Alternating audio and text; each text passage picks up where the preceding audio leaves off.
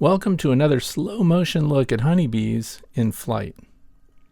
This is filmed on March the 6th and the temperature is at 66 degrees Fahrenheit. That's 19 Celsius. And these are female foragers that are scouring the countryside in search of pollen for brood and then of course nectar for the carbohydrates. And the wind is gusting at 40 miles an hour, so you can see bits of pollen flying through the air, and you see these bees collect and move away and regroup as they get closer to the camera. And this is a great opportunity to share some physical traits that honeybee workers possess that are specific to pollen gathering. And the presence of brood back in the hive has stimulated these workers to go out and forage for pollen because that's the protein necessary to raise new brood this time of year. And since real pollen isn't yet available to the honeybees, I provide dry pollen substitute called Ultra B. Honeybees have hairs all over their bodies, including hairs on their large compound eyes. And this makes them well suited to pollination as pollen clings all over their bodies. These hairs have split ends on them, which generate a static charge so that pollen grains will jump passively onto the bees' bodies when they land on flowers looking for nectar. Also notice that even though the bees have 4 wings, you can see it clearly in slow motion, that they connect together so they appear and function as just 2 wings.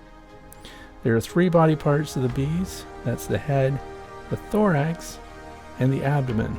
The wings are connected to the thorax, and the abdomen, of course, is carrying honey or nectar. And today it's likely that they filled up on honey before they departed the hive. On the head, you'll notice 2 mandibles pointing down. These are worker bees, so those mandibles are used for everything from feeding brood inside the hive, to working wax, or even gluing up propolis when the weather's warmer. And these workers have to groom off their hairs and concentrate the pollen onto their hind legs so they can transport it back to the hive. Watch them draw their forelimbs over their antennae. There is an especially adapted radius in their tibia.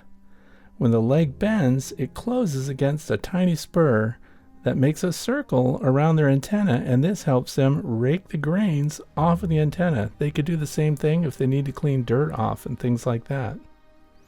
You'll often see them also rake their front legs down across their tongue, and that's so that they can collect honey or nectar and use it to stick the pollen together as they groom back over their hairs and collect the pollen into balls on their hind legs.